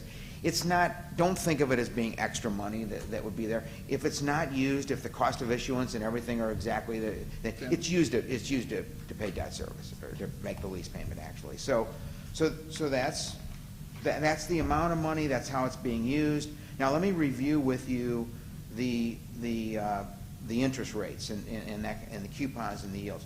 So these start out, the first series of bonds starts out in October. I say bonds, I'm sorry, it's just a force of habit. It's a certificate. October 1 of 2020, and the final one goes to October 1 of 2043. So the coupons, our interest rates, in any given year is either 3% or 4%. It just is. I know that seems odd, but then the yield starts out at 128, and it gradually goes up because of the premium or the discount. Okay, so I'll just read a few. I won't. You'll have it in front of you, you do have it, but I'll just, so in 2020, October 1 of 2020, the first maturity is a 3% coupon, and the yield is 128, because the price the purchasers are paying is 101.439. So they're paying a little bit more, okay? I won't go through all of them, but the next year is 131, they're paying 103.06, and on and on and on. Finally, at the end, there's a discount. We hadn't anticipated that, actually. So that was the market responding. That was the market saying that. And so we're really pleased with the end result. The net interest cost, you might ask, the net interest cost, when you put it all together, is 3.18. Okay? 3.18. When I met with you last time, 2 weeks ago, we were estimating it to be 3.48. Okay? Now, what that means for you, and I think this is, again, good news, what this means is on an annual basis, the net debt service is I'm going to round, $2,570,000. I'm rounding a little bit. Actually, probably if you did it exactly, it's probably $2,572,000, but I'm rounding $2,570,000. When we met with you last time, we were anticipating that would be $2,643,000. So it's less, and that's every year. So that's the same. And remember, just to remind you, the new tax that went into effect generates approximately $3.2 million a year. So I think this result is, at least from our perspective, is really turned out well. The market responded quite well to it. We think, in our opinion, we think the result was good. And all we can do, by the way, is penetrate the market, talk to as many institutions, banks, get as many orders as we can. And then what we did this morning is we got some good orders. We were able to lower the interest rate on several of these maturities because we had more orders than we had certificates. So anyway, that's a summary of it. Mark Grimm's going to take you through the documents here in a second. Oh, one other thing I wanted to mention. It's fairly important. So the call date. So the tax law changed in 2017, and Mark Grimm can, when he steps up here, can add more color to this. But what this means is, you can't. We're able to refund these bonds, call these bonds, one time. You know, when the call date gets here. It used to be we could do an advance refunding. You're not allowed to do advance refundings anymore. You can only do current calls. So when we did your 2018 certificates, those certificates were callable beginning on October 1st of 2024 at a price of 102. And then in 2025, it declined to 101. And then in 2026, it was at par. That was the 2018 certificates. When we went out this morning with these, we tried to duplicate that, but remember, more than a year and a half has passed since we did the 2018. So now the 2019 certificates, the ones you're considering this evening, will be callable on October 1, 2025 at 101. Well, that's the same as it was in 18. It was 2025 at 101. We just couldn't do the October 1st of 2024. It would have cost you. And so by keeping this call provision, we didn't feel like there would be any impact on the interest rate. So that's why we did it that way. So these certificates are callable October 1, 2025 at 101, and then October 1, 2026 at par. So that's my summary, and again, Mark Grimm's going to come up here and address the documents themselves, but while I'm here, if there are any questions, I'd be happy to address them. Any questions for Jim? Okay, thank you. Thanks, Jim. Thank you. Well done. Mark?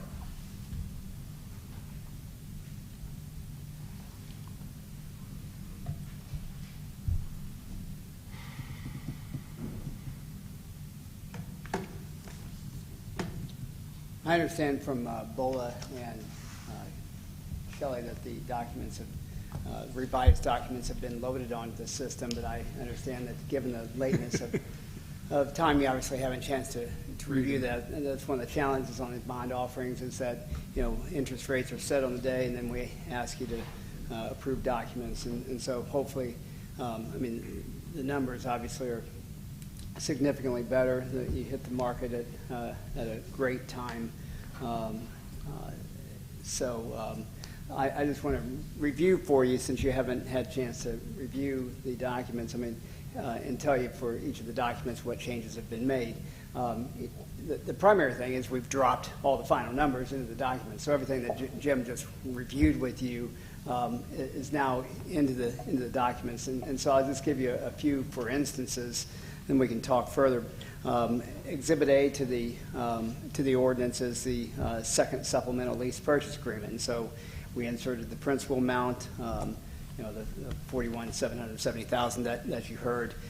We changed the prepayment schedule as Jim just noted, and then we inserted the final debt service schedule, the principal and interest payments that are due each year.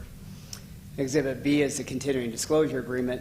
The only change to that document was inserting the final principal amount of $41,770,000.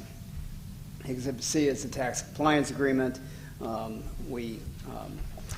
say that the two substantive things we did was insert the final numbers, and then there was some bracketed language, or a blank rather, as to whether the city was going to use any of the bond proceeds to reimburse itself for prior capital expenditures. And so, as expected, Craig, Bola, and Karen all confirmed today that the city's spending all the money of 2018 on the project. The city's not spending any money out of its general revenue funds, for which it's going to get reimbursed once we close this transaction. So we revised the language in the tax compliance agreement to reflect that. Exhibit D is the second supplemental declaration of trust, same as the other documents. We dropped in the final numbers, I guess we probably the one substantive change that we made to the city's benefit, which I discussed with Alderman Leahy, actually came out of our discussion 2 weeks ago. Following that meeting, the next day, Bola and the mayor emailed and said, there was discussion of the board about what happens if we have excess proceeds, and we had this, the lengthy discussion about that we provided flexibility by saying you could use the money for other capital expenditures in the city, but they raised the question of could we also, are there alternatives? And so Stiefel said that there would be no interest rate penalty if we provided what we call an extraordinary call provision that says the city has the option, no, not bound to do it, but the city has the option of taking any excess proceeds and immediately prepaying the certificates. So Jim mentioned that generally speaking, the certificates aren't subject to prepayment until 2025. But we added this extraordinary call, so if there's excess proceeds, the city now has several options. The city can take any excess proceeds and immediately prepay certificates with those excess proceeds. The city can spend the money on excess capital or other capital improvements, or the city can just take that excess money and pay that year's debt service. So the city now has really maximum flexibility to decide 2-3 years down the road if there's $500,000, $300,000, $1 million left, what to do with that money. So I think that's a good thing from the city standpoint to have that flexibility. Exhibit E was the preliminary official statement. That's the same document you saw previously, no changes. And Exhibit F was the certificate purchase agreement. Basically locks in the interest rates that you heard tonight. And so we dropped in the final numbers on that. And there had been, and that certificate purchase agreement also includes an exhibit that identifies all the costs of issuance. So for our firm, for every other party to the transaction, identifies exactly how much everybody's going to be paid. So you have that detail in one of the documents that you're approving. So I'd be happy to answer any questions that you all have. Any questions for Mark? Wow. Okay. Thank you. Do we have any discussion on bill number 6262. Motion to perfect bill number 6262 in the ordinance form. I think we already have that. We had a move. Yep, Shelley's nodding her yes. I know, so long ago. Right. So, yeah. But before we take a vote on this, I first want to thank everyone up here. I want to also thank Chris Thornton. I want to thank staff. I want to thank all the consultants that have worked on this. Now, this is a huge vote that you guys will be doing in just a matter of minutes. It's a culmination of a lot of work over a lot of years, dating back to, if I remember correctly, Dave and Steve, the workshop in 2016 over in Richmond Heights, where we talked about what do we want to do. We've heard a lot of residents talk about what they want to see improve in Brentwood. And we all unanimously came out of there saying Manchester Road.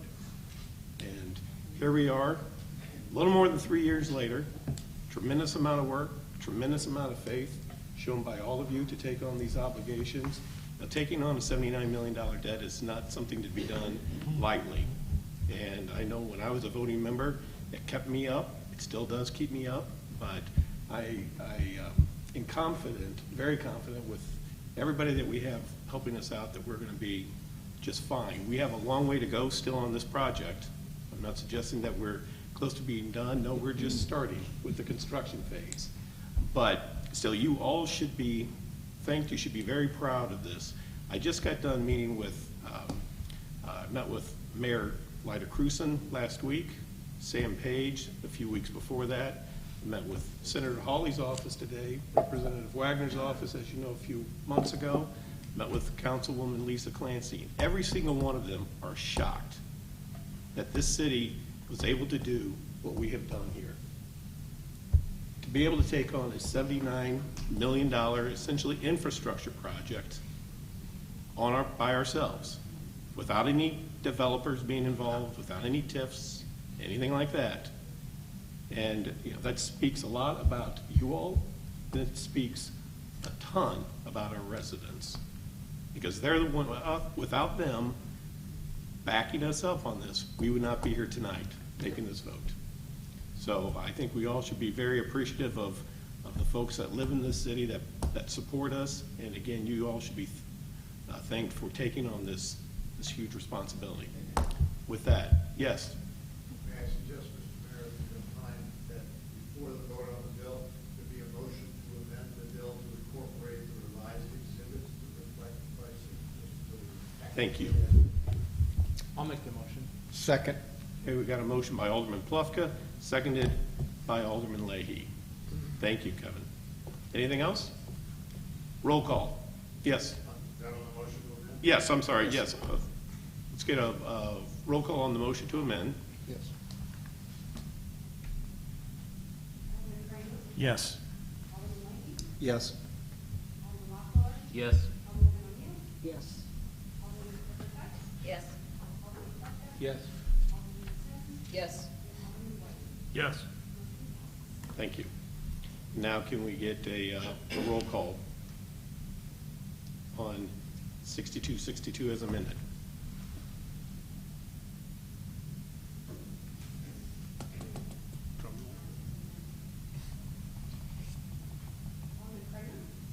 Yes. Yes. Yes. Yes. Yes. Yes. Yes. Yes. Okay. Thank you, everyone. Next on the agenda, 11A, new business, bill number 6265. Can we get a first reading by title only, please? Bill number 6265, first reading, an ordinance authorizing the mayor and or city administrator to enter into a cooperative agreement for the provision of technology services with the city of Clayton, Missouri, on behalf of the city of Brentwood, Missouri, commencing on January 30, 2020, continuing in effect for a duration of 3 years. Thank you. And Bulla, we got the synopsis. This is a request for a 3-year intergovernmental cooperation technology agreement between the city of Brentwood and the city of Clayton. The agreement approved on January 20th, 2017, and expires on January 31st, 2020. Thank you. And this came out of unanimously? Yes. Yes. Okay, thank you. Do we have anyone to speak on this, Paula? I can speak. Okay. So the initial agreement was approved by the board in 2016, December of 2016.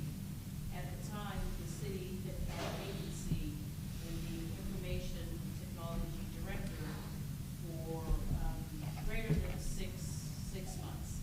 And it seemed that the history of the city, we had always had one individual serving in that capacity. And it was my determination at that time that this model that we had was a recipe of failure, was a single point of failure. We had been receiving consistent feedback from the different departments, asking for assistance that neither the one individual could meet. And in addition to support that person, we also had contract with Regis Services and Acumen Information Technology Services. So I had an opportunity to meet with the other city managers in the area and ask if any of them had an information technology department that they were proud of and thought that they could provide additional services to the city of Brentwood. Craig Owens, manager in Clayton, spoke up. I met with his staff. We talked over several months. And that's how this information technology agreement came to be. We presented this to the board, and it was approved initially for 3 years. We did an initial survey after the Clayton IT group came on board, just to measure and get a good feel of where we were in terms of service level. And then after a year, they came back and did another survey, and there was significant improvement that our employees thought they were receiving. A question was asked at Ways and Means, who are our greatest departments or individuals that request service? And Larry Coffey mentioned at that time that unlike Richmond Heights, that has a police officer in their police department dedicated just to information technology, we do not have that luxury in the city of Brentwood. Therefore, one of our highest users here is the police department. So I think our employees are happy with the service, and the recommendation from staff and from Ways and Means is for an approval of another 3-year intergovernmental agreement. The initial first-year cost is in board docs, and that amount is for $314,020. Okay, thank you. Any questions? Any questions about bill number 6265? Alderman Leahy? If I may ask the city administrator, we were looking at getting a new accounting program as the software. Is Clayton familiar with that potential new program, that they'll be able to support it also? The Clayton Information Technology Department was instrumental in us issuing the RFP. They worked with the finance department. And I think the support for that program will not be provided by Clayton. IT. It will be provided by the vendor that we contracted with for that service. Thank you. Anything else? No, sir. Okay, thank you. Next on the agenda is bill number 6266. Can we pass this bill? I think we're just doing first reading tonight. Oh. I apologize. Bill number 6266, first read. Sorry, Mr. Chairman, I think it was refreshed. They added that 11A up at the top. I don't know if we need to go back to that or not. That's that reallocation of savings from the capital funds for the inflatable boat. Okay, but we went ahead and passed it. Yeah. Okay. All right. Sorry about that. That's okay. Now, let's see here. Where are we? 6266 by title only, please. Bill number 6266, first reading, an ordinance authorizing the mayor and our city administrator to enter into and execute a user agreement for subscriber radio with St. Louis County Emergency Communications Commission, providing the effective date of this ordinance. Thank you. Synopsis, please. February 4th, 2013, the St. Louis County Emergency Communications Commission purchased at no cost to public safety and local government agencies within St. Louis County new subscriber, which is mobile and portable radios. To accept this equipment, each agency had to execute a user agreement with St. Louis County Emergency Communications Commission. The current user agreement expires on December 31st, 2019. This agreement before you shall be effective once approved on January 30, 2020, and shall continue in effect for 5 years. Thank you. Do you have any questions? Wow. All right. We will have the second reading in the next meeting. Okay. The last item under new business is the Memorial Park Playground. I guess Alderman Kramer. Yes, Mr. Chairman. I am a father of a little one. Some may take a look at me and say, gee, you're old to be a father, but I am late to the party. And I noticed an issue with the Memorial Park Playground that was concerning. And that had to do with the lack of a fence preventing the children from running onto or near Strassner Road. Strassner Road is about 50 feet away from the playground. About a few thousand cars go by that street every week. It's a very popular throughway for the Brentwood residents and those who choose to cut through our city using that road. And I brought my concern for the lack of the fence up to our Public Safety Committee. We talked about the possibility of doing something in 2019 or as soon as we could discover the funds to make a fence installation occur. And we got a 50-50 tie vote on that particular item. Public Works Committee discussed this item. Alderman Lockmiller brought it up, had some discussion there. The reason why I'm bringing it here this evening is my goal is to increase the children's safety for that area of our city and reduce or eliminate our potential liability with regard to the playground there. Specifically, Mr. Chairman, in doing some research, I noticed that there is a disparity between the playground's current layout and the most recent playground safety standards. There is this entity called the Consumer Product Safety Commission, the CPSC, and ASTM Playground Safety Standards, which is kind of a subgroup from the CPSM for this topic. And I spoke to a gentleman that wrote an article named Patrick Bonat. Patrick Bonat is from MIRMA, the Missouri Intergovernmental Risk Management Association. They're Missouri's first municipal self-insurance pool, and their task is to help cities and other entities reduce their liability. And he wrote this article called Playground Planning, Construction, and Acceptance Recommendations. And what he talks about in there are some things I did not know about. It was an education for me. One of those is this standard as prescribed by ASTM. And the standard says that this specification provides for the safety of occupants in play areas or zones as it pertains to vehicular intrusion, as well as other participant intrusion, and for children containment or entry-exit.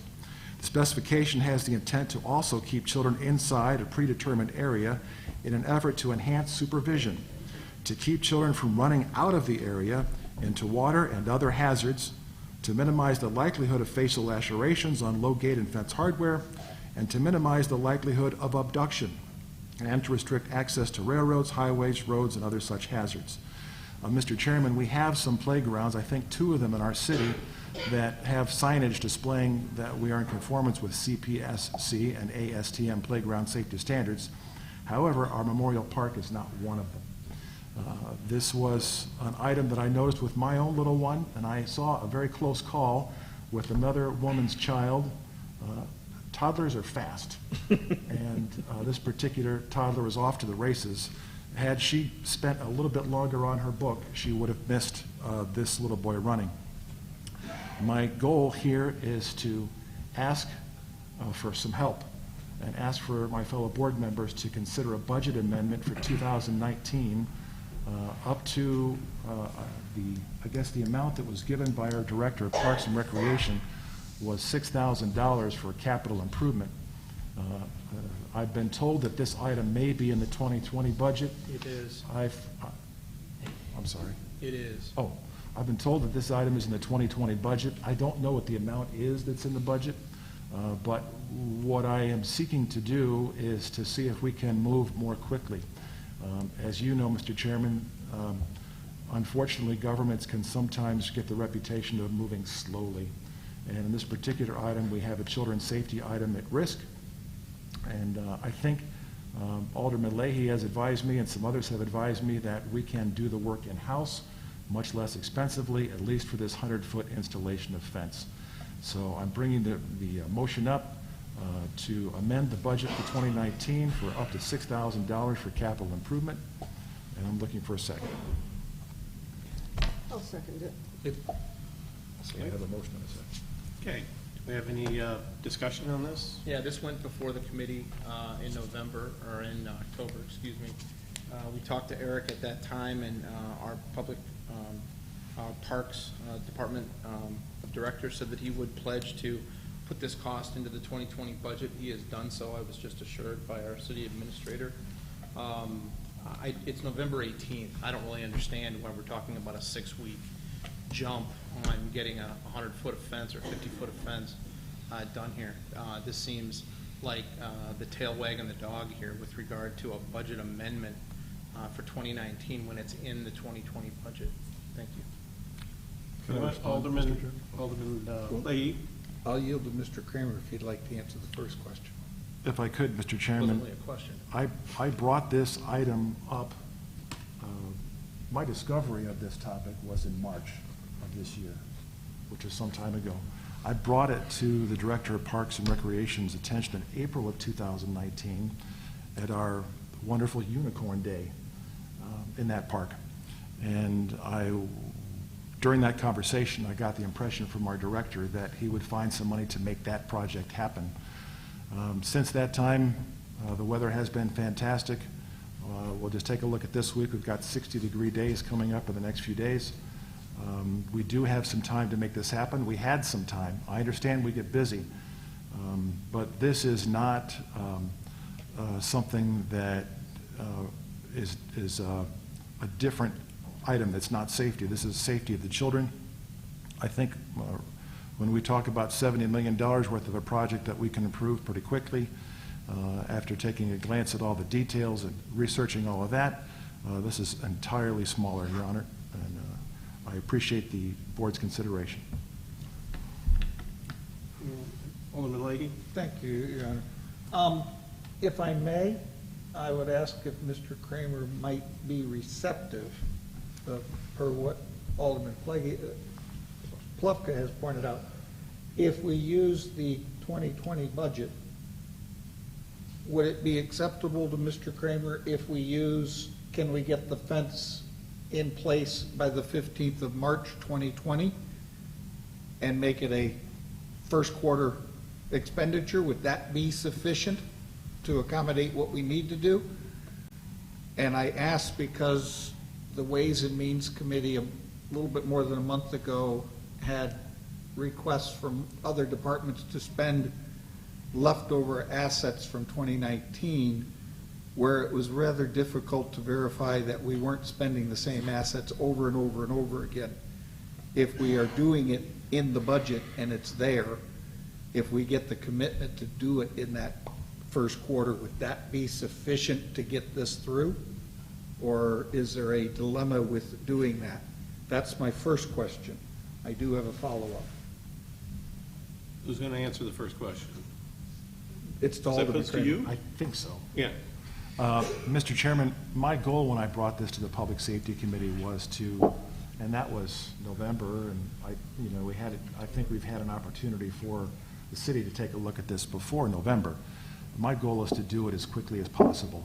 This, to me, it's a design defect. We're 50 feet away from thousands of cars per week, and the kids are there playing when they have nice weather. We don't know when the weather's going to be nice. We can't gauge that. The park is open every day. And my goal is to make it happen as quickly as possible. When it's a 2020 budget item, Mr. Chairman, that could be when they get to it in 2020. There's been no urgency attached to this, and I'm trying to do that this evening. Ola, does anybody know how long Memorial Park has been there? Eric, you have any idea how long Memorial Park has been there? It was obviously prior to my arrival in 2013. I think it was 2009, 2008, if I remember correctly. Earlier than that, I know that that's when the We're not certain. There's one in that spot before that. He was there. Well, yeah, I mean, my point was there's been a park there for some time. That's what I'm getting to. I mean, my kids are 20 and 15, and I remember taking them to that park when they were much younger than 20 and 15. So I know it's been there for a while. The playground was the question. Right, right. And I know there was a playground there because I remember both an upper and a lower because my kids played on both of them. Okay. Alderman Leahy?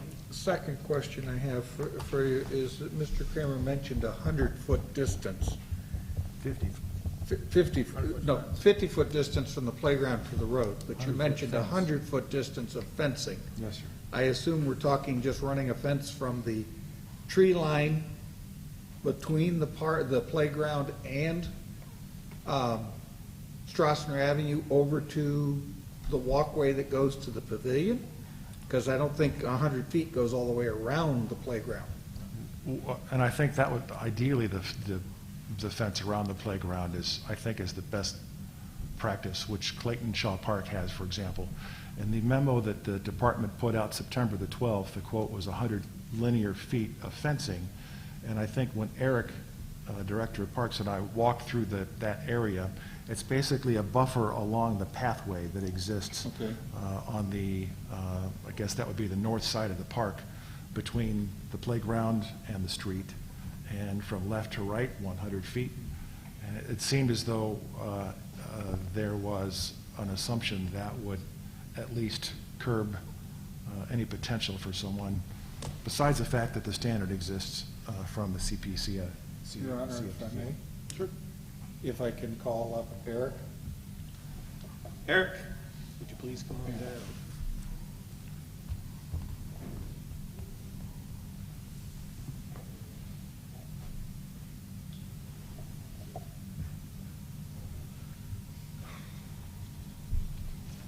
I'm going to start from a premise that you're aware of the specifications that Mr. Kramer's citing. There's ASTM and there's the CPSC. Those are standards based on manufacturer standards. They're not requirements. They're basically best standards, best recommendations. Now, ASTM, CSPC are voluntary manufacturers basically for public use. The ASTM is basically the primary one for playgrounds. They basically are what required to be built, how you should build and install playgrounds. They don't say what you should place in the playground. They don't say, like, hey, you need to have this type of swing, this type of slide. It doesn't say you have to have a fence in place either. The standard that ASTM 2049, which is what Alderman Kramer is talking about, tells you how to build a fence at a playground if you put a fence there. So there is a little bit of slight difference there. In your proposed budget, because I have not gotten through the park side of the booklet yet, and I apologize for being a slow reader, are you anticipating the 100-foot fence that Mr. Kramer is suggesting, or are you looking at encapsulating the entire playground? What we talked about is basically going from the entrance to the playground from the pathway around to the back side of the playground. So it's not encapsulating the entire playground, entire playground at this point. Would you have a problem with trying to prioritize getting this accomplished by the 15th of March? It's been through 2 committees. It's obviously going to be in the first quarter of next year. Okay. Thank you, sir. I have no other questions, Your Honor. Alderman Weggie. Just so when this came through Public Works, I believe it was voted down, correct? So it's been voted down in 2 committees? No action. As a need, right. There was no vote at Public There's Works. no vote, no action was taken. I view this as a knee-jerk. This park has been here for a long time. You know, if we want to adopt ASTM standards, that I think is a much larger conversation of what we put into our building codes and we put on the requirements. To have Public Works go build a fence that is non-compliant to the ASTM standard, that doesn't seem to be the solution. If we want to retroactively go back to all our playgrounds that have been signed off by engineers and put this requirement on them, then I think that's a much larger conversation than a knee-jerk reaction to put this fence up. So, again, honestly, this doesn't make sense to me, to do it this way. So either we go fully on the standard and do it correctly, or we don't. Anyone else? Can I respond, Mr. Chairman? Alderman Craig. I respect Alderman Wegge's comments, absolutely. And I can tell you, the knee-jerk maybe was back in March when I first noticed this myself, clearly. But since that time, a lot of time has gone by, and I and others have looked at this park for a long period of time, and we do have signage up in other of our parks stating that we do follow the CPSM guidelines. We have them posted in 2 of our parks. Anything else? Okay, are we voting on then a resolution? Is this, Budget amendment. Authorize staff to either find funds to do it in 19 or, how much? do it in- so according to the memo, Not 6,000. I think it's about $6,000. Okay, so we're asking for a motion to approve staff finding $6,000. No more than 6,000? No, up to. That was Up the term. to 6,000? Your budget or in 2020. Right. Okay, so this is, it's already in the 2020 budget, so really this is just to authorize staff to try and find the money in 2019 to install it in 2019. Okay. Everyone understand that? Alderman Wegge, look. I'll ask a question if it hits it. Okay, do we have a motion to do that?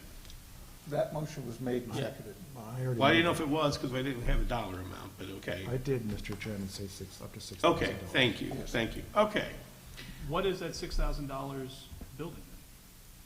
According to the memo from the Director of Public Works, this is $2,000 for the length required for commercial grade 16-gauge playground fencing, which would not include installation. Installation would cost another $4,000 for labor. Stated here that staff may be able to install the fence themselves, but a specialized piece of equipment with auger attachment may need to be rented to dig the holes.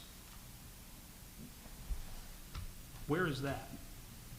I don't see that piece of paper. So that was removed from the agenda. That was actually the memo that came out with the Public Works Committee meeting and the Public Safety Committee meeting. That was from staff.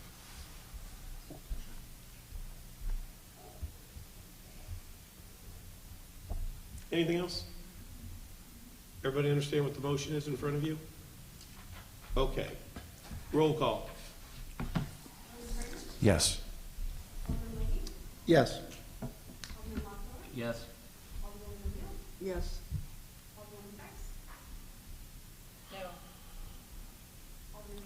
No. No. No. No. No. Okay, next on the agenda is citizen comments. Anyone in the audience care to address the board? Now is the time to do so. You'll be given up to 3 minutes. Seeing none, okay. Can we get a motion to go into closed session pursuant to legals 610.021 subsection 1 and real estate 610.021 subsection 2 of the revised statutes of Missouri? And adjourned therefrom? Yes. So moved. Second. Okay. All in favor, or roll call, please. Yes. Yes. Yes. Yes. Yes. Yes. Okay, thank you. We will adjourn and reconvene in just a couple of minutes. I want to ask the the video guy actually just leave, so we don't have to. Hey, Mark Murray, how long do you think we have? Okay, and you're doing everything, right? Okay. All right. David, if you get a minute? Yeah, hang on a second. Okay. It's not that dirty. Thanks for your support. Thank you. And we'll see just how long it takes. I vote on Mr. Truss.